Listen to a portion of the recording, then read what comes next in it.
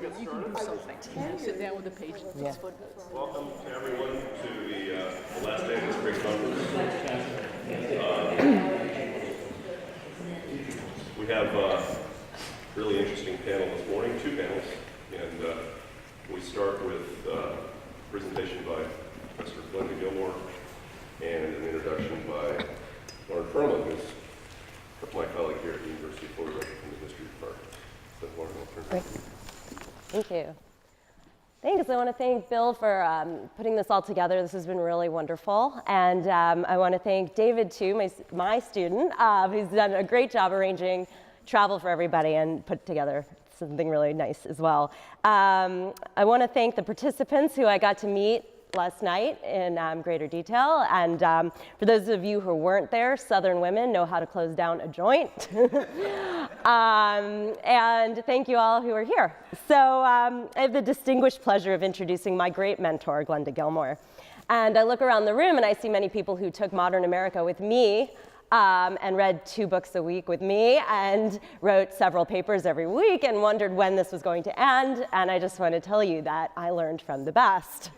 So Glenda is the 2018 to 2019 Mary Ball Washington Chair in American History at the University College Dublin School of History. She's also the Peter V. and C. Vann Woodward Professor of History, African American Studies, and American Studies at Yale University. She earned her PhD at UNC and has received numerous fellowships from the ACLS, the Guggenheim Foundation, the National Humanities Center, the National Endowment for the Humanities, the Woodrow Wilson Foundation, the Center for Advanced Study in Visual Arts, and the Institute for Advanced Study at Radcliffe at Harvard University. She's a fellow of the Society of American Historians and a former president of the Southern Association for Women's Historians, whose genealogy we learned about yesterday. Every book that Glenda has published has changed the way we think about Southern history, African American history, and women's history. So essentially, this is all American history, and that is what she has taught us in a very profound way. I don't know anyone who hasn't been changed after reading her first book, Gender and Jim Crow, Women and the Politics of White Supremacy in North Carolina, which won the Frederick Jackson Turner Award, the James A. Rowley Prize, the Heyman Prize, and the SAWH's own Julia Cherry Sproul Prize. Defying Dixie, The Radical Roots of the Civil Rights, 1919 to 1950, again broke new ground and was one of the American Library Association's notable books of 2008 and Washington Post's best books of 2008. She is the editor of Who Were the Progressives and co-edited Jumpin' Jim Crow, Southern Politics from Civil War to Civil Rights. And her most recent book, These United States, A Nation in the Making, 1890 to the Present, co-authored with Tom Sugrue, was published as both a trade book and a textbook by Norton. Glenda's finishing her next book, A Homeland of His Imagination, Romare Bearden's Southern Odyssey in Time and Space, a study of the African-American artist Romare Bearden and his family interpreted through his artistic work, to be published by the University of North Carolina Press. Glenda is also an excellent teacher and mentor. She directed over 40 dissertations, including my own. And at the celebration of her career in New Haven last spring, I was reminded of her powerful influence on generations of scholars working now. She has taught us how to honor proximity over distance in our research, encouraged us to think big, be bold, and ask good questions, and has shown us what it means to write history like Black Lives Matter. I should also add that she's established quite the Twitter presence. When Nebraska Senator Ben Sass, another former student of hers, tweeted, "NFL players, you have the right to protest Trump tomorrow, but aren't there better ways than kneeling before the flag soldiers died to defend?" Glenda responded, "Ben, you know kneeling displays humility's power. You know what they are protesting isn't the flag. You know better. Best, your history prof." So blending that scholarship with public activism and has been something that she has also modeled for all of us. And so without further ado, I'd like to introduce Glenda Gilmore. Thank you, Lauren.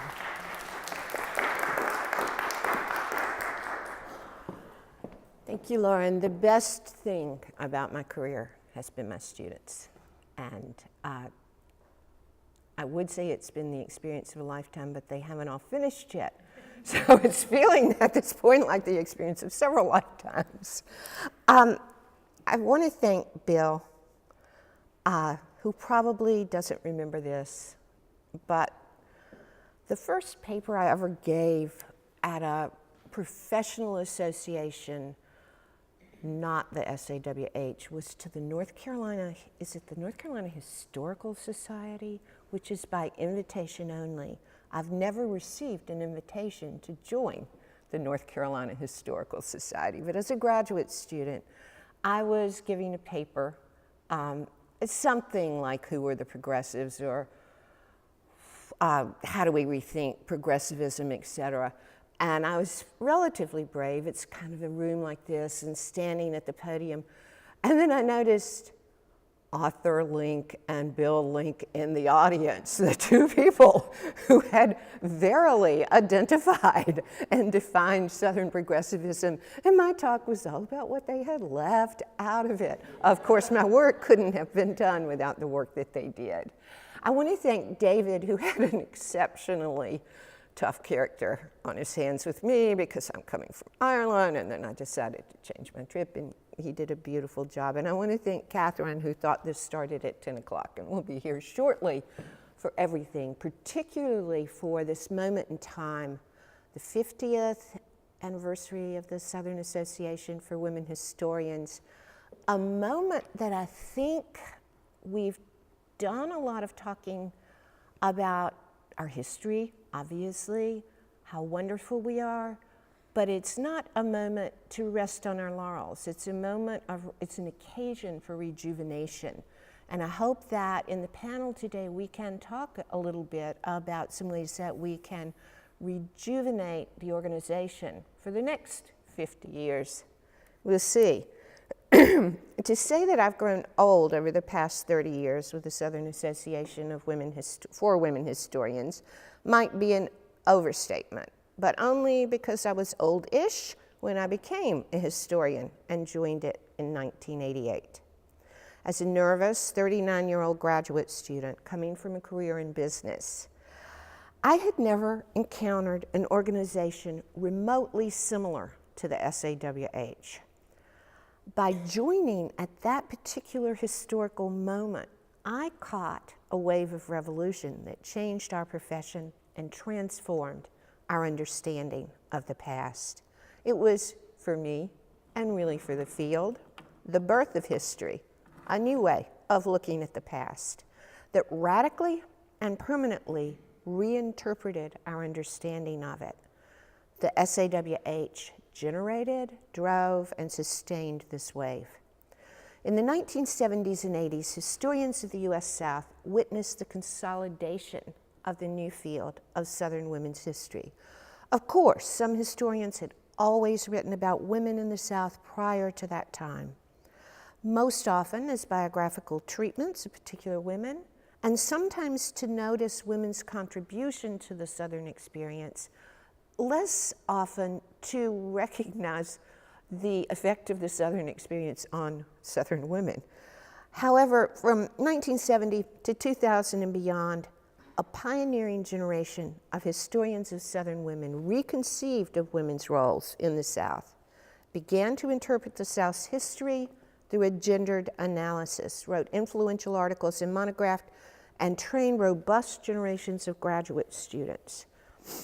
The SAWH, as we've heard, was founded in 1970, on the cusp of a moment when the national percentage of women who earned the history PhD increased exponentially from 11% in 1970 to 43% in 2014.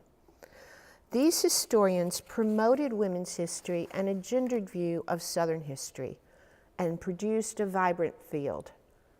Most importantly, they opened new positions in the academy, assured a place for women in the archives, in the classroom, and in public discourse.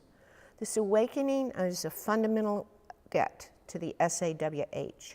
It brought together previously isolated women historians in the South and women who worked on Southern history to validate first their existence, and then, I think, even as importantly, their field. Megan Shockley, who was SAWH president in 2017, put it this way: We are an organization born out of an activist mission to assist women historians and advance women's history. We are here to support our members. We mentor each other. We mentor each other. I find that an extraordinary truth in a profession built on competition for the chance to earn a livelihood, on historiographical arguments that all too often involve gatekeeping, and on an elitist hierarchy that eschews collaboration in writing and teaching history. The association is a case study that is almost unique among historical associations. It was not founded on the basis of the profession as a whole, as was the American Historical Association, nor was it founded on a geographical field alone, like the OAH or the Southern Historical Association. Women who write and teach in the South and other fields other than Southern history are a vital part of it. And as Melissa aptly pointed out yesterday, membership was not exclusively limited to women. In some ways, the SAWH was the original ally organization. In 1985, the SAWH changed its name from the Southern Association of Women Historians to the Southern Association for Women Historians to make it clear that male historians like Bill, eager to support women's history, and women historians who did not write about the South had always been welcome. In fact, Thomas Appleton and Jonathan Daniel Wells both co-edited conference volumes, which is a heroic and often thankless task and one of the most important things that we do. Nor was the SAWH founded on a specialty, not even the specialty of women's history, such as the Oral History Association, the Society of Historians of American Foreign Relations. And it was not meant to be an organization primarily for university professors. From the beginning, many public historians and independent scholars, for example, Sandra Treadway of the Library of Virginia, Connie, and Elizabeth Jackaway, an independent scholar, we had many vital contributors. Sometimes our independent scholars took the brunt that women usually take on the committee by getting more assignments, particularly at the beginning of the year. So why then was the SAWH founded if not on these regular principles? Well, yesterday, Melissa put out there the reasons in a kind of meta-narrative for the work that the SAWH does, how its history contributed to this work. Today, I'm going to second her overview, but I'm going to kind of give you the down low of the whole thing. And we'll start with what this slide makes abundantly clear. This is the Executive Council of the Southern Historical Association. We think the slide is from 1980. The lone woman in the photo is Carol Blesser. She is kneeling. He is sitting in a chair. The man on Carol's right looks vaguely unhappy. Do I have a pointer, David? The man on Carol's left has what we can only hope is a paternal hand on her thigh. The man behind her looks as if he's about to bring down the gavel of the Southern Historical Association on her head. But Carol Blesser certainly looks eager. The SAWH's 1970 founding document, I'm quoting from it, articulated its goals this way: to study and advance the status of women at all levels of the profession, to oppose discrimination against women in the profession, to encourage the teaching of women's history, to develop research in the field, and to disseminate information on research grants, fellowships, and other aids for professional advancement for women. As Melissa mentioned yesterday, the way that you got a job in Southern history, or indeed in the OAH, was someone called your dissertation director and said, "Who's your best graduate student?" And that's the person who was sent over and got the job. So this last part is not just record keeping or sort of being secretarial to disseminate information on research grants, fellowships, and other aids. It's literally getting the word out, taking it from the subterranean sort of gulag of information that the boys had and sharing it with the women and encouraging women to apply for these jobs. The SAWH echoes goals of the Coordinating Council for Women in the Historical Profession, the AHA's organization, which Melissa mentioned yesterday, grew out of the Burkes. And it began a year earlier. But it's important to note that neither of those organizations were a separate organization at their founding. The model that both first embraced was something that they called a women's caucus. So as the women's caucus in the AHA, the CCWHP challenged, it deliberately remained a women's caucus to challenge business as usual in the AHA. Founder Bernice Carroll described the AHA as, quote, a gentleman's protection society, openly supporting practices of sexism, racism, classism, heterosexism, and anti-Semitism. She saw the CCWHP as, quote, an independent women's caucus, quite apart from any official AHA committee or resolutions adopted by the AHA to thrash out all that needs to be done. Likewise, the SAWH operated as a caucus within the SHA until, and this is a lot of our history is actually a little bit murky on in the records. I couldn't get to the Southern, where a lot of the records are kept. But it operated as a caucus until 1975, when it decided that it could better develop the field of Southern women's history and its own institutional stability as an associated organization of the SHA, doing its own work, some of which involved helping the Southern Historical Association evolve. And also importantly, by raising its own funding, by having its own money to decide what the most important things on the agenda were for women who were doing history, Southern history. I think this crucial 1975 decision was one of the most important that the organization ever made, because it required the organization to develop women leaders, which we've heard a lot about how it's done, but literally to develop treasurers and secretaries. And it also required it to separate just a healthy distance from the SHA to think about what a feminist organization should do and be. Moreover, while the CCWHP split into two organizations in 1974, one of them became the Professional Advocacy Group, and the other one, the Conference Group on Women's History, promoted research and writing in women's history. The SAWH kept both functions under the same umbrella. This synergy for us proved extremely productive. Some SAWH members joined simply because of their interest in Southern women's history, and they quickly realized that to love their topic, they were going to have to advocate for it and for themselves in the profession. The model of the activist scholar who fought on two fronts, to write history and to improve her standing in the profession, gave graduate students like me an object lesson in walking the walk, not simply talking the talk.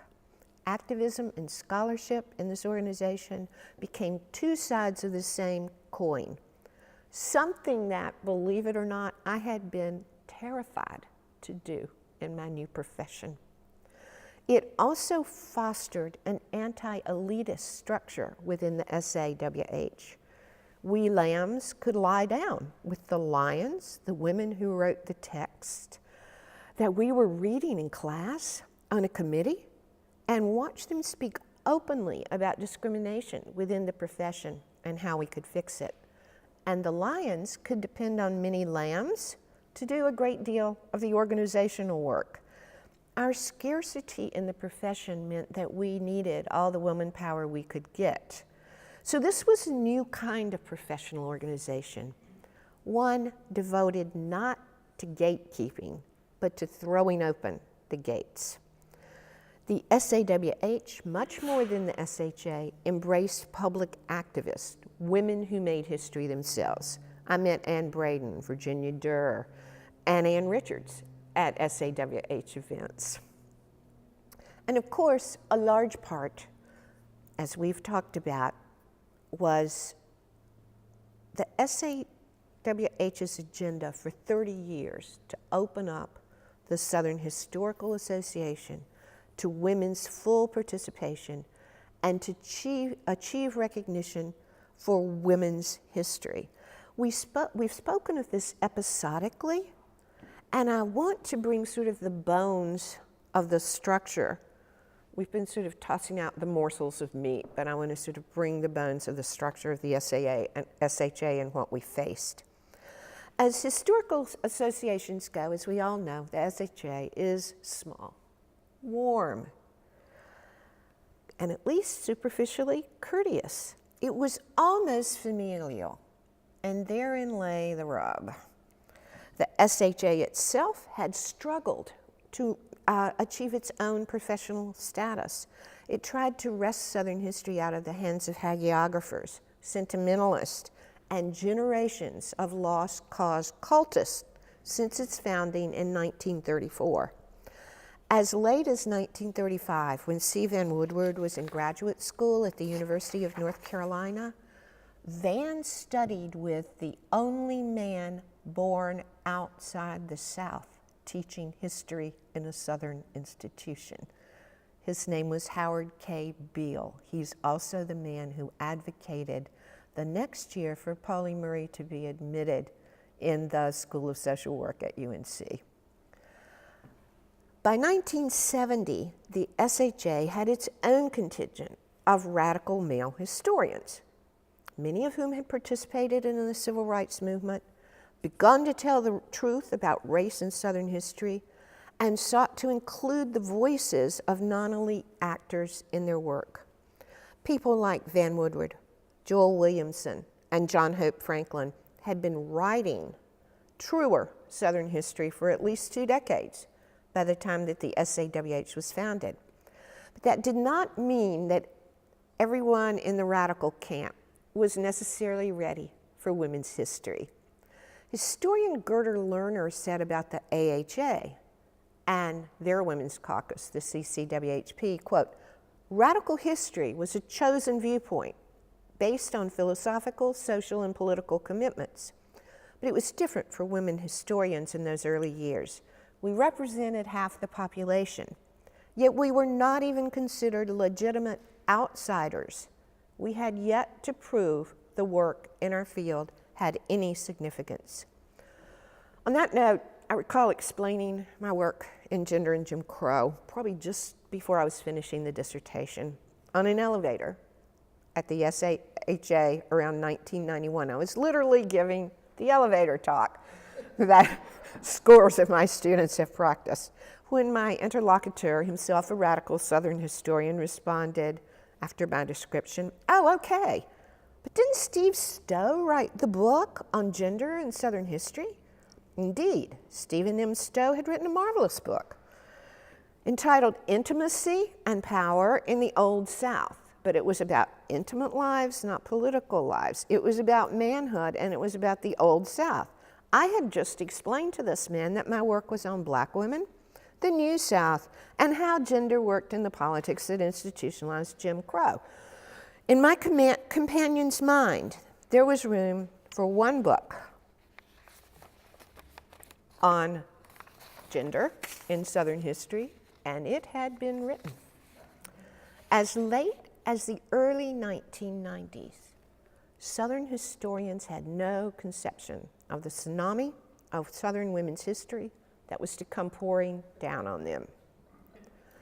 The SHA had always been officially open to women and African Americans. W.E.B. Du Bois was a member. Nonetheless, although 3 women had been among 20 founders in 1934 and formed 25% of its membership in the early years, most of these women, of course, from robust women's colleges. The positions on the Executive Council and the presidency rarely went to them. There were only 2 women SHA presidents in the 36 years prior to the SAWH's founding, Ella Lon in 1946 and Catherine Abbey in 1953. 2 years after the SAWH was founded, Mary Elizabeth Massey became the SHA president, and she succeeded John Hope Franklin, who was president in 1971. So they did a lot of catching up from 1970 to 1973. Lest we think that the problem has, present tense, been solved, roughly 22% of SHA presidents, 10 in 46 years, have been women since Massey's term, during a time period when women PhDs increased from 11% to 42%, and probably more since 2014. I can't find figures since then. The organization did not have a black woman president until Darlene Clark Hine held that office in 2003. Okay, David.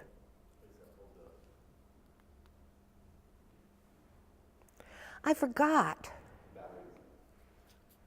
So, but like, voila. Okay, this is the participation of women in the Southern Historical Association by gender 1934 to 1985. Fortunately, I found this. I didn't have to make this. And I believe that the 7% in 1980 is Carol Blesser alone. I think that's her. But you can see that the organization that started out sort of fighting against historians of the lost cause with 20% women on the Executive Council, 15%, experienced what we've talked about as a Cold War chill of women historians, lack of funding to schools, women's colleges, and it did not begin to make a comeback until 1985. Today, the Executive Council is 44% women, so it's up to them to move ahead in 2018. So that 44% indicates that 5 decades of work, largely done at the behest and through the members of the SAWH, has paid off. But it hasn't been linear. In 1975, SAWH members A. Elizabeth Taylor, LaWanda Cox, and Molly Davis, with whom I taught at Queens College in Charlotte, presented their report on the status of women in the profession to the SHA.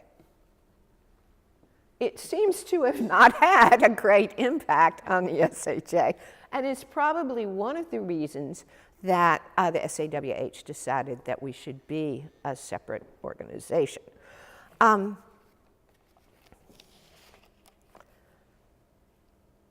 However, after that, particularly after the first SAWH conference at Converse, the SAWH began to win recognition for its members and for its goals within the SHA. It did not come naturally. The SAWH had to organize and protest, as Catherine said yesterday, although she didn't give you all the juicy details, at every turn. I remember being in a very awkward meeting with Catherine and John Bowles, who is a lovely man. We had some kind of hand-drawn chart of the number of articles by women and the number of articles on Southern women's history. And honestly, we were all just terrifically kind of embarrassed by the whole thing.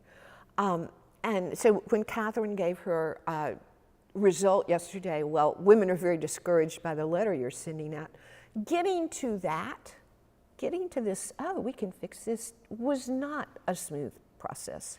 We had to be willing to embarrass people, to have awkward conversations, to protest. And that was awkward enough. But when, as Catherine mentioned, the policy on sexual harassment yesterday it took some protest at the Executive Council. That was Catherine's protest. She was the one who took the sexual harassment policy to the SHA Council after one of our friends, who turns out to be a serial sexual harasser, had hit on everybody who was standing in the preceding conference. I remember being vaguely embarrassed that we had to use the word sexual with these men who seemed to be lovely men. But it was a real leap forward in the SHA, the genial, collegial society, to bring up its flaws. And Catherine, we could always count on to make sure that we had the spine to do that. I've just written the introduction for a forthcoming book on a pioneering generation of Southern women historians, all active in the SAWH, that is centered around breaking silences about their personal experiences. And it's dedicated to telling radical truths about being women historians in the South. One woman, who is today in this room and can speak for herself later, recounts in her article her first Southern Historical Association conference. She got all dressed up for her first reception. She marshaled her nerve to go because she knew very few people there, if any, and she attempted to mingle. When she spotted the name tag of a professor whose work she admired but did not know personally, she introduced herself and gushed that she just loved his book. He responded in what she called, quote, the most casual way possible by, quote, asking in the vernacular if she would like to have sexual intercourse with him. In 1988, Catherine's long campaign for a SHA policy on sexual harassment finally came to fruition, and the SHA again transformed the SAWH again transformed the SHA, but it took 3 decades. 3 decades is a long time. The way that happened, the way that the organization managed to do that, is a lesson in organizing and in organization building. The SAWH built a lean, mean, feminist machine in the 1980s, one that its members continue to stoke today. There's much to be studied and to be learned from its model, but 5 features stand out. The Office of the Organizational Secretary, the Triennial Conference, intense graduate-student involvement, formal recognition of work in Southern history and women's history, and as we have mentioned, the annual address and party at the SHA. In 1985, SAWH President Darlene Clark Hine advocated for an institutional home and a working secretary who, through an agreement with her home university, could be given some teaching relief, be given an office, maybe part-time staff, internship, to get out what had become an enormous task. I never had this job, so this is my appreciation for all of you who did. Newsletters, conference support, membership management, not to mention coordinating campaigns for new initiatives. Institutionalizing the organization in one place with one person with terms that lasted for consecutive years was the only way to ensure the continuity of the organization. Now, this is 1985. Another sort of organization, perhaps a male one, would have had this kind of institutional support from its founding. So we finally decided that we deserved to have that kind of consideration. Here's what Melissa Walker wrote about her time as secretary. In July 2005, my term as secretary will end, and Converse College's commitment as host institution will also expire. My years as SAWH secretary have been the most rewarding of my career. I've had the opportunity to meet literally hundreds of fine and supportive scholars, to expand my own professional networks, even as I served an organization of scholars who have pioneered the study of Southern women and the expansion of opportunities for women historians, my institution has also benefited enormously with increased visibility within the scholarly community, which has in turn assisted our students who apply to graduate school. In addition, over a dozen individual Converse students benefited from internship opportunities within the organization and the chance to attend SAWH conventions. This is a marvelous on-point message about the organization, laced with love of the SAWH, that motivated many, even if they never contributed as much as the secretary did. I doubt that the organization would have survived without this office and structure. Melissa's institution, before she got there, hosted the first triennial conference, which we've discussed, so I'm going to give you sort of a bird's eye view. It has become an embodiment of the SAWH's goal to combine activism and scholarship in ways that nurture women. And as have, wait a minute.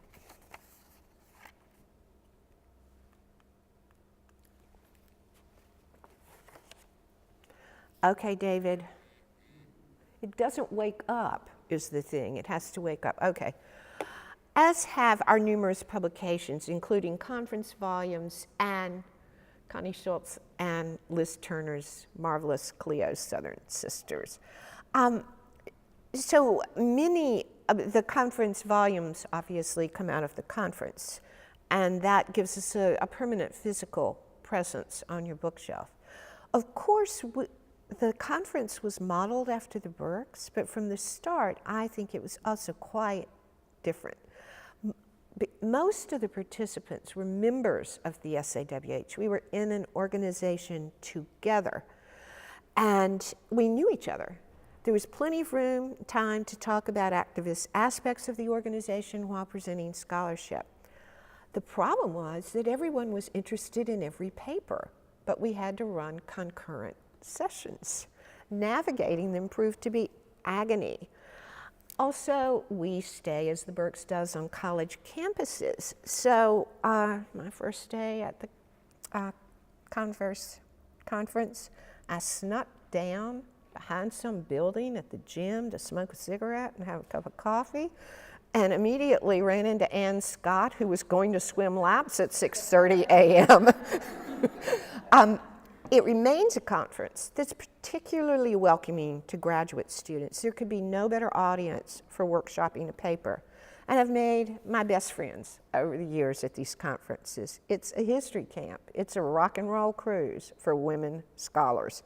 There's no swanning around. Communal showers, lost soap in the floor, hard beds, frank talk. It was there at one of these conferences that Ann Scott told me to cut my hair to look more professional, and Sally McMillan told me my earrings were too large to get a job. They were both probably right.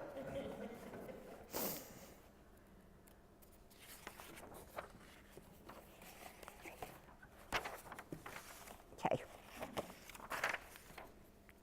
I'm up.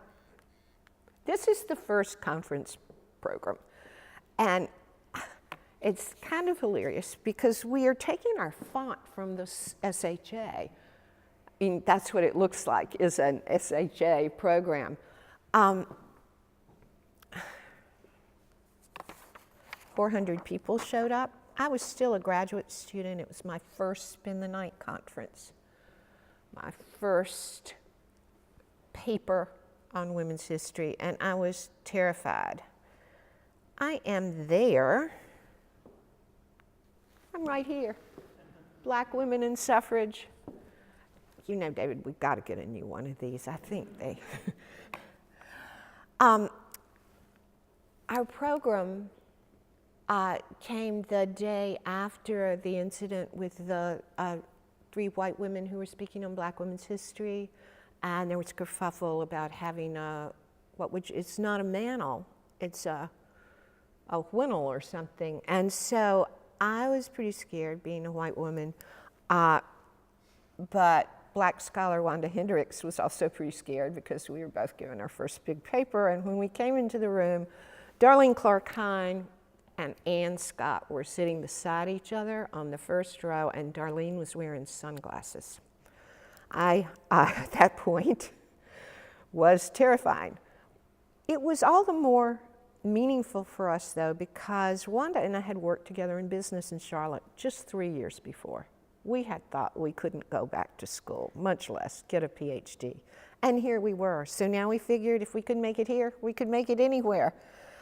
The 1988 program included a good deal of new and field-changing work in Black Southern women's history, as has remained the case in subsequent conferences. But I think the most important thing about the conferences is these books that these papers will become are 5, 6 years away. So when you're going to conferences that are this good and this interesting, they literally shape your own work. They shape your own thinking. At the time, you're just trying to work out your ideas. And not all conferences are like that, but this one always is. The tradition of having incredible work continues. Looking at this year's conference, it's notable how much the offerings on Native American women, Latina women, sexuality have grown over the years. We had lots of work in this particular conference on African American women. But also this year we had sessions on digital history, including public scholarship through the online presence. Don't do as I do. Do as I say. Don't tweet your former students to publicly shame them. If you're looking at public scholarship through an online presence, don't do that. And public history, which indeed was a conference theme, the theme of the whole conference in Charleston. Interestingly enough, panels on food seem also to be up and coming. The third key to the SAWH's success is that it does not simply welcome graduate students, it invests in them. If graduate students are the organization's lifeblood, the SAWH is Dracula. If graduate students choose to be active, they enroll in a boot camp in leadership. I'm not the only person whose first professional associational job was as a graduate student on the graduate committee at the behest of Marjorie Spruill, who worked me to a knob. And I ultimately became president of the organization. For years, the graduate committee passed down the SAWH beer cooler, which a committee member took home, brought back, took to Sam's Club, and filled up with drinks, ice, and celery sticks for the grad student party. Through these best practices, the SAWH kept the dues low, $5 for graduate students. In 2008, it went up to a whooping $10. The fourth pillar of success is the SAWH's recognition of women's contributions and work on Southern women's history. Through awarding 4 prizes and a fellowship, each award meant it's not just about the prizes, and it's not just about the recognition even. It meant that the organization had to raise small endowments to fund each prize. In other words, members have to send in checks in the old days to invest in the organization. We had to pressure our publishers to contribute to them. Remember, that's really the old days when you could get your publisher to contribute some money in your honor.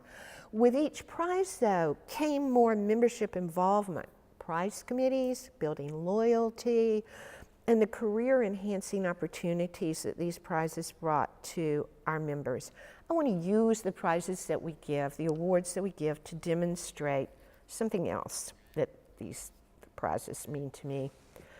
That is the real ties among generations. Okay, now you're pointing. I want you to change. I want to illustrate the real ties among generations of Southern women historians, actual ties. They're ties with one another, and they're ties with us. The 4 prizes honor more than a century-long history of women historians and Southern women's history. Here's Julia Cherry Spruill. She was born in 1899 in Rocky Mount, North Carolina. This photograph was probably taken in the late 1910s. It's probably Women's College UNCG annual. She graduated from the North Carolina College for Women, where Bill and Susanna Link began their careers. And she followed her academic husband to UNC Chapel Hill, where she taught public school, and ultimately published Women's Life and Work in Southern Colonies in 1938. Julia Cherry Sproul lived until 1986.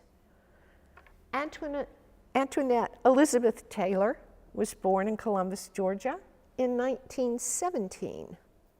At some moment, she legally changed her name from Antoinette to A. Elizabeth Taylor because Antoinette was too long and fussy.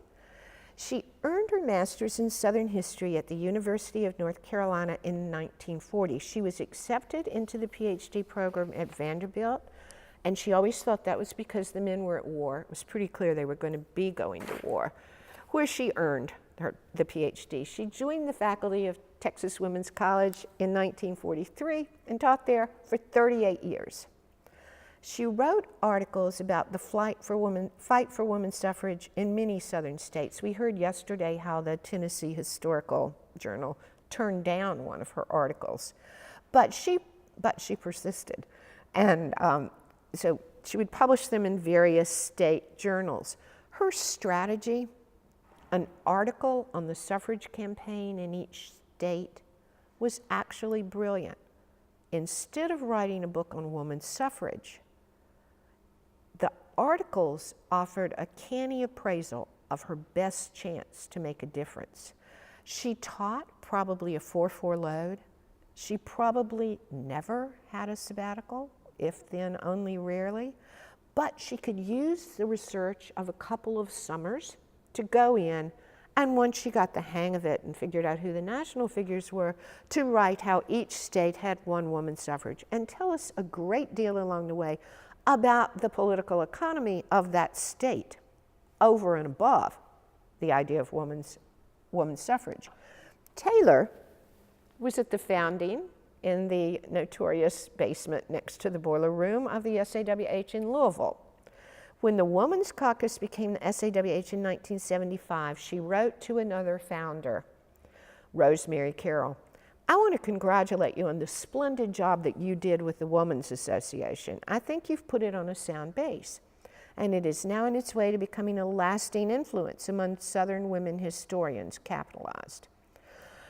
The new name is quite an improvement over the Women's Caucus. Until she died in 1993, I saw A. Elizabeth Taylor at every meeting of the Southern and the SAWH, impeccably dressed. And she had the most beautiful head of hair of white curls. Her hair looked like Elizabeth Cady Stanton. Vann Woodward directed Willie Lee Rose's 1962 Johns Hopkins dissertation, and Vann admired her as no other historian. He often talked to me about her. She was the one woman who cracked that glass ceiling early in the 1960s. She published the remarkable Rehearsal for Reconstruction, which I've just taught in Ireland, and it teaches very well still. She published the book 2 years after she completed the dissertation while teaching at UVA, and then she returned with tenure to Johns Hopkins in 1973. I think Vann probably had something to do with that. She was the first woman to hold, 55 years after it had been established, Oxford University's visiting Harmsworth Professorship. She rushed home to the States that summer to give the keynote at the Big Berks. Carol Blesser was there. Carol recalls, I think it was 1978, we were at the Big Berks. She was going to be giving a major speech, and we were going to have dinner together. Then someone came in and said, "Have you heard that Willie Lee had a stroke?" All I wanted to do was go home. I mean, I still get emotional because I think she got chewed up being the only woman at that level in the field. She was asked to do so much. She carried the burden because there was no one else. And it's not our fault that there wasn't anybody else, because the system had only allowed a few. She represented to me what happened to women to all of us as we took on all those burdens and tried to do everything right. Willie Lee Rose was incapacitated for the next 40 years, and she died last June at the age of 91. The Jacqueline Dowd Hall Prize, given for the best two papers presented by graduate students at the Triennial Conference, is a fitting tribute to Hall in two distinct ways. She writes path-breaking conference papers and articles, and she devoted herself to training graduate students. I'm pretty sure she read every sentence in my dissertation drafts 5 times. By the end, she was editing her edits, and I would have to argue with her and say, but Jacqueline, that's you. She was born in Oklahoma, graduated in 1965 from what is now Rhodes College in Memphis, where she was active in the civil rights movement. She spent her career at the University of North Carolina, Chapel Hill, and founded the Southern Oral History Program, which is the most invaluable repository for women, activist women, people active in the civil rights movement, in the early civil rights movement in the 40s, 30s and 40s and 50s that I have ever seen. I want to talk a minute about her first book, and even more specifically because it sort of condenses some of the arguments. First book is Revolt Against Chivalry, Southern Women in the Campaign Against Lynching. It gave us the first signs that Southern women's history would not simply add accounts of Southern women to the history of the South, but would in fact demand a complete retelling of the history itself.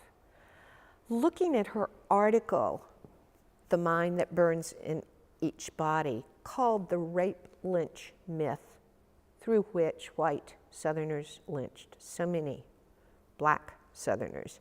She called it folk pornography, a term that shook the old guard at the Southern Historical Association to the core. And her most recent field-changing article that also shook a lot of people to the core, but is the most cited, one of the 2 most cited articles ever to appear in the Journal of American History so far, is The Long Civil Rights Movement and the Political Uses of the Past. There's much more I could say about Jacqueline, but I'll say only 2 things that bring this group portrait together. She lives in a house that she bought from Julia Cherry Spruill's sister. And I wouldn't be standing here without Jacqueline.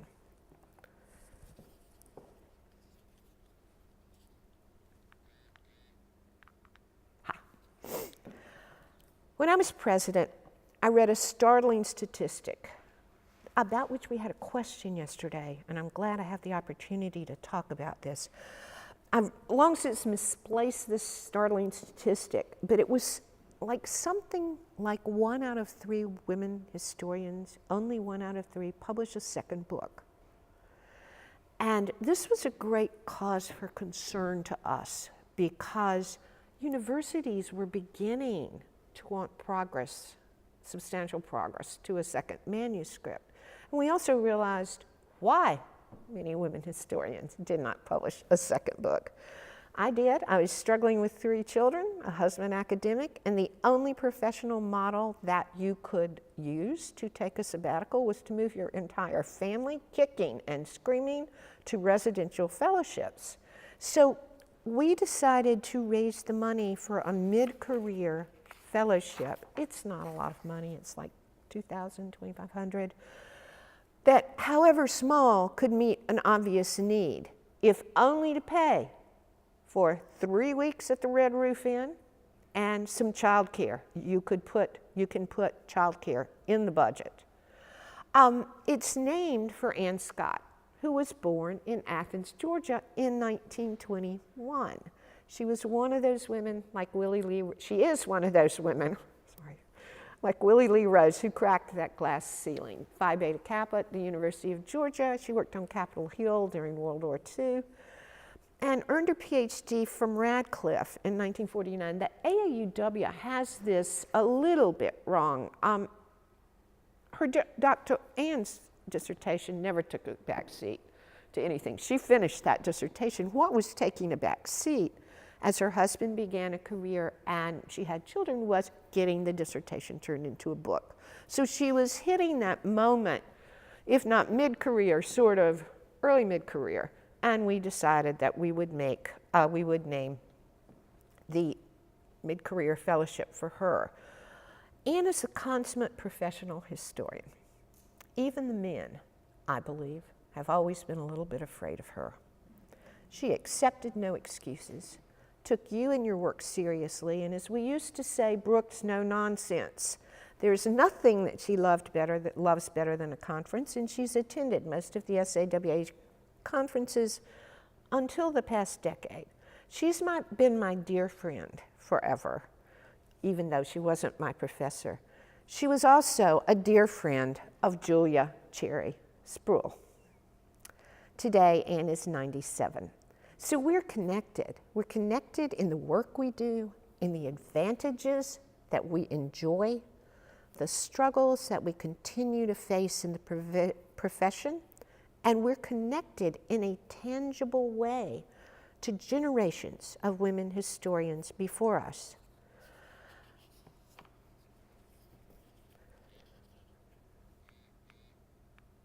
Nonetheless, when you look at the women for whom those prizes and that fellowship are named, they're all white women.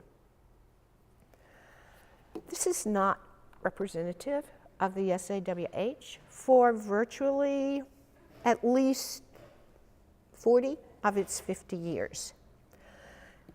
It seems that the women in the boiler room were only white women, and by some accounts the organization remained that way for the first few years. But by the mid-1980s, it was far more diverse than other organizations and the profession as a whole. Part of the reason for this is the nature of Southern history. Suddenly, in the 1980s, it was impossible to write Southern history. People used to say, well, to dissertators, when you're getting your topic, people would say, well, are you writing about race? And someone would say, oh, no, I'm not writing about race. I'm writing about this election, or I'm writing about this and this, that. Well, we were all writing about race. And it wasn't until the mid-80s that we began to recognize this and to have a language to take into account the intersectionality of race and gender. Much of our diversity within the organization in the mid-80s and 90s came from anti-racist protocols that the organization adopted. No more white people, white women panels. All of these women have been SAWH presidents, yet there's no prize or any fellowship to honor any of them. Let's talk about this. In 2017, my former graduate student, Sarah Haley, a woman of color, won both the Julia Cherry Sproul Prize and the Willie Lee Rose Prize. This year, 2 women of color swept the boards. Tara Hunter won Willie Lee Rose, Sasha Turner won both the Julia Cherry Sproul Prize for her book and the A. Elizabeth Taylor Article Prize for an article, a feat never before accomplished.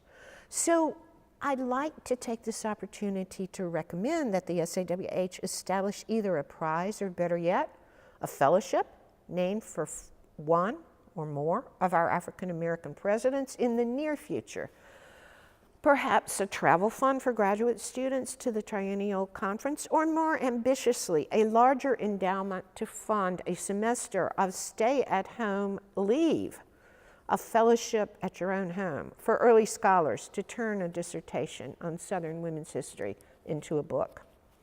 I finally reached, after these 4 cornerstones, the 5th cornerstone on which the organization rests. I know they're not 5 cornerstones, so let's think of it as a porch, a way that we invite people into our house and ask them to stay a while. It is, of course, the annual SAWH address, and equally important, the party that follows.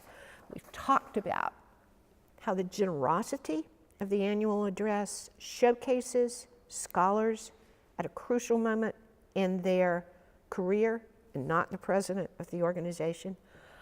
And it's always packed. I am absolutely convinced that the reason that all the SHA members show up to this is not because of the party, but because of their genuine interest in Southern women's history and the work of Southern women historians. If not, we made sure every year that I was working in the organization with the party to schedule someone outside the door of the party, and I would stand there some years and say, oh, people would try to get in early to have a drink. I would say, no, we don't open until after the presidential address. There's plenty of room in the back, and then sort of stare them down until they walked over and went in to hear the presidential address. And we kept those party doors locked until it was over. We also spent a lot of money on the parties. We were talking about this last night and how we can spend even more money. But before we cut back on the party budget, I just want you to remember in St. Petersburg when the Society of Civil War Historians all got food poisoning from their reception, and say that one of the things that draws people to us is our hospitality. Somehow, in the past 50 years, while fighting discrimination, raising money, mentoring graduate students, organizing a bulletproof organization, honoring our foremothers, SAWH members have written great books and articles. Taken collectively, this body of work has accomplished 5 major interventions that rewrote Southern history at large. First, it documented that women across the South had an active public life. A little had been written on their private life over the past 200 years. Second, because these historians were writing at a time when feminist theoretical insights and social history methods began to link the personal and the political, their books and articles created a new genre of writing about women actors that connected in new ways family, work, personal lives, civic structures, and politics. Third, by the 1970s, recoveries of African American history and critical insights into the intersectionality of race, class, and gender produced the revelatory insight that any topic on the American South, any topic, must take into account the gendered and raced societal structure that bound all Southerners into mutually constitutive identities. Fourth, and sometimes with discomfort, this new field challenged much of the existing historical work and presented a unique opportunity to reinterpret and revitalize the overall field of Southern history. Finally, this collective renaissance in Southern history transformed it from regional history into a complex body of work on how racially gendered regimes operate any time, any place, producing insights of global significance. Documenting the work of SAWH members at a rare moment, when the birth of the field transformed first its host field and then public discourse at large, reveals important lessons about how academia transforms itself.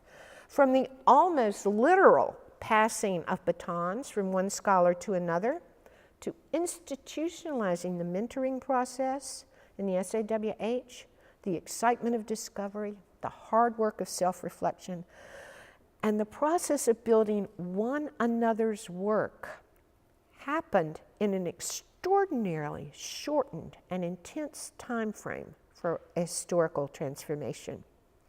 Both a historiographical thread and a chain of individual scholars and institutions generated the field and the historical network of scholarly genealogy that enables our members' work not only to thrive, but to transform Southern history as we knew it.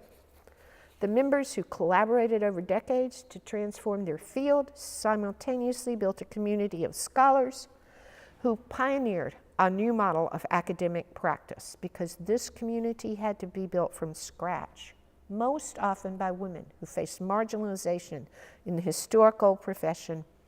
It adopted a transformative model of scholarship that is collaborative, supportive, and capacious. In a profession often rent by hierarchy, exclusion, and adversarial personal attacks, SAWH members put their collective mission first. Embrace new ideas, nurture graduate students.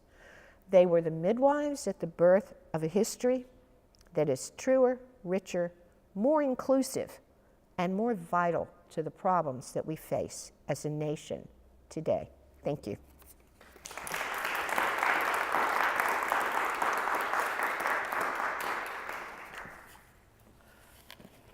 Questions? Questions? Comments? I just want to thank you for showing that wonderful photo of the first one, Carol Blessed, because she, I think, was the one in the early 80s who said, we have to raise money. And Carol, now there were a lot of other people who worked with her, and I don't know where that insight or that ability, but she would shake the trees. Money doesn't grow on trees, but she knew how to get it. And the efforts in the early 80s to build, early to mid 80s, to build those endowments was really driven a lot by Carol Blessed. And the other thing, thank you for, we've all been talking about some of the names of these women. Thank you for showing their pictures. To build on that, when I was president, we actually did the work of endowing prizes. Ooh. And Harold Lesser said, I will be in charge of raising the money for the Willow Rose Prize.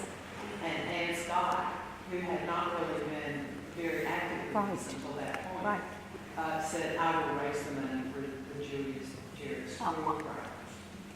And one other thing, back in the dark ages back then, the way the organization worked was that when you were president, you chose your successor. So I invited Betty Brandon to be president after me, and she invited Darlene Clark Hine to be president after her. We've grown a lot since then. I'm a bit worried about our history on the website and our turning over documents to the Southern Historical Collection. Seems like we haven't done that in some time, made deposits in the collection. During the years that I was president, there were no newsletters posted. Could I have been so stupid that I didn't mail the newsletter to someone who was supposed to post it on the website? We do have a toolkit, but my article on dealing with sexual harassment was written in 2009, when basically your university probably didn't have a policy. So I'm really hoping that we can raise some money to honor one of our African American presidents, but also just get a good intern who, if I can tweet, we can get somebody who can make this thing look better. And so that's a concern. It's not as if the structure we built doesn't have to change as we go forward. The old newsletters were on HNet, and HNet stopped hosting that for us. And I think actually George Mason hosts it for us now, but it's an entirely new website that the folks at George Mason built, and they did not incorporate the stuff that came over from HNet. So that's why there are no earlier newsletters. Okay. And those would be great historical documents. I mean, not to toot our horn too loud. Or. And I can only speak for what I sent when I ended my term, but there are paper copies of those at Chapman. Okay, so we could have some sort of summer internship and sort this stuff out. Maybe not as important as writing great books, but important to get it. Well, I was somehow never aware that our papers were being collected, and so my story. Okay. I went and bought them out the other day to look through and found some wonderful stuff that I brought to Chapel. Great. I sent mine all Where? To Chapel Hill? Chapel. Okay. Well, I can't remember who told me that the stuff at Chapel, maybe Catherine did, that the stuff at Chapel Hill is kind of spotty. And Yes, it's spotty. Difficult to use. One of the things I think that is at Chapel Hill is all of the raw rough drafts of the full oral history interviews, including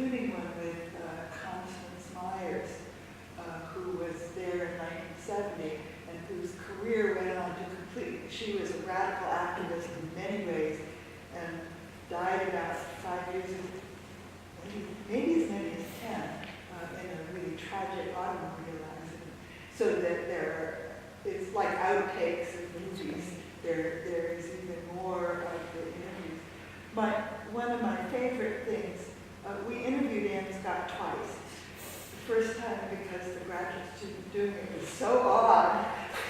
Although it was easy to get in to talk, but the graduate student who interviewed her was so in awe of her that it wasn't a very strong interview. So I interviewed her again.